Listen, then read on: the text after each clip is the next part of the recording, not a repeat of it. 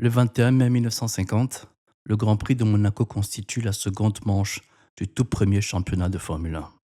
Depuis que j'ai l'âge de comprendre ce qui se passe sur la piste, ce Grand Prix a toujours été soporifique. En 2025, 75 ans plus tard, il n'a pas dérogé à la règle. Un très bon moment pour piquer une sieste après le repas du midi. Et ce n'est pas faute d'avoir innové. Ce Grand Prix semble ne pas avoir de potentiel avec ses grosses monoplaces.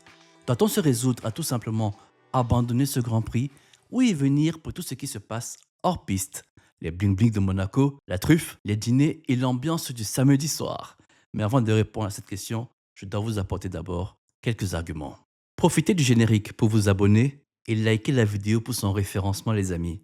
A tout de suite.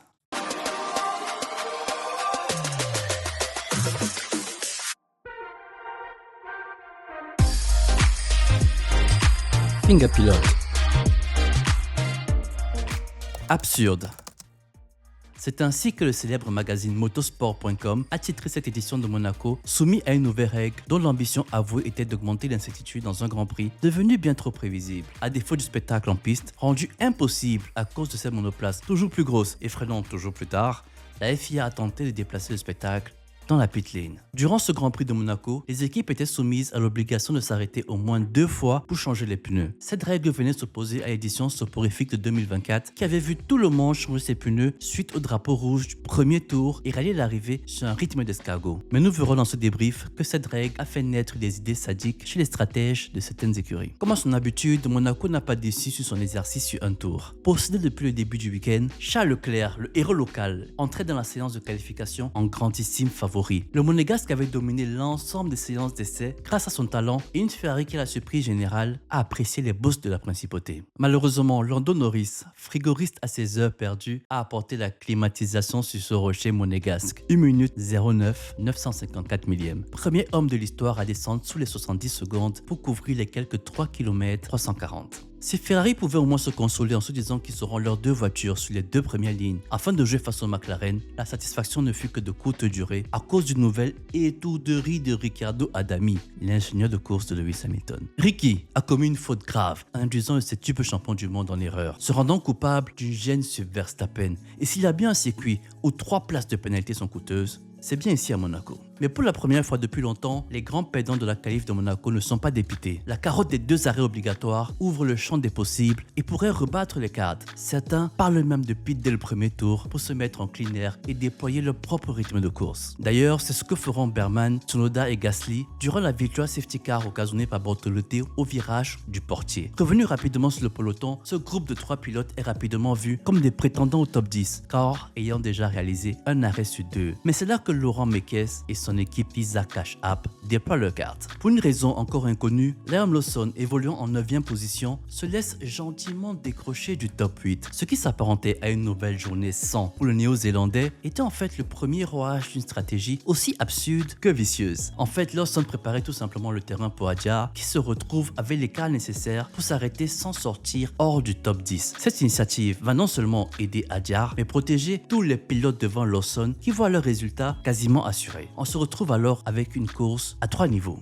Norris, Leclerc, Piastri et Max qui jouent le top 4. Hadjar, Alonso, Hamilton et Ocon qui se disputent la 5e place. Lawson et les pilotes piégés qui jouent les dernières places rémunératrices de points. Sauf que la stratégie de Racing Bulls a donné une idée encore plus absurde à Williams. Carlos Sainz se laisse décrocher à son tour pour aider Albon à faire ses 2 arrêts. Et le sadique James Vols permute ces 2 pilotes afin que Albon rende l'appareil à Sainz, laissant les 2 pilotes Mercedes aux premières loges d'une supercherie orchestrée à leurs dépens. C'est donc Williams qui gagne la course des autres face à Mercedes, ascentuant les 9e et 10e places. Les amis, arrêtons-nous un instant pour parler de cette stratégie qui a fait tant réagir. Est-ce la stratégie qui est absurde ou l'entêtement de vouloir à tout prix sauver le dimanche à Monaco? L'idée de la FIA partait d'un bon sentiment, mais factuellement, un pilote McLaren sur des softs neufs ne peut pas dépasser un pilote Alpine sur des hards usés à Monaco. Et ça me dérange personnellement.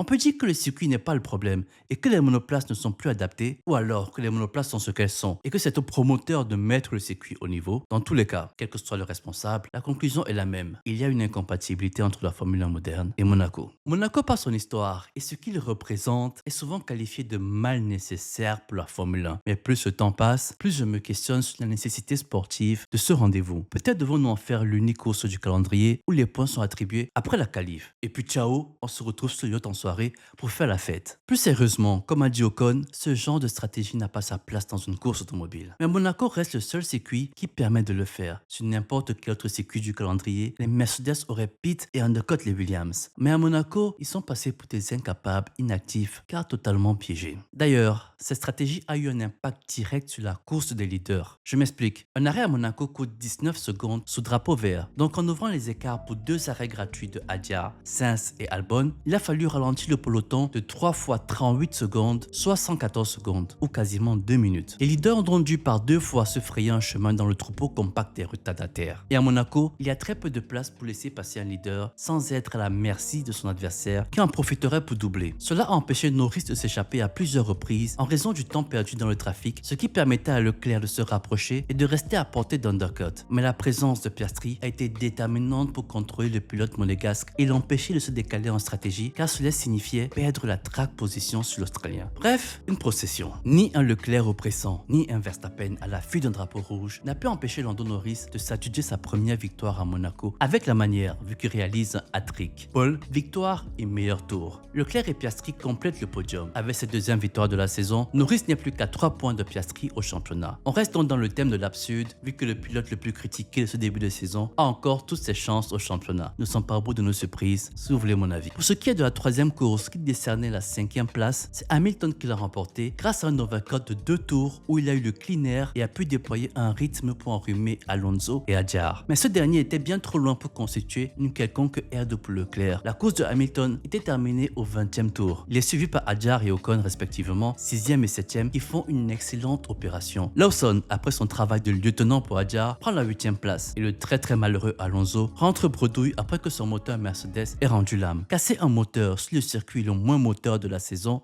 il faut le faire. Voilà les amis, c'est tout ce que j'avais à vous partager pour ce Grand Prix de Monaco. Je veux votre avis sur l'avenir de ce Grand Prix et sa réelle pertinence au calendrier. Le prochain rendez-vous est cette semaine où nous serons physiquement, Franck et moi, à Barcelone pour vivre le Grand Prix d'Espagne sur le circuit de Catalogne. Portez-vous bien d'ici là. Ciao!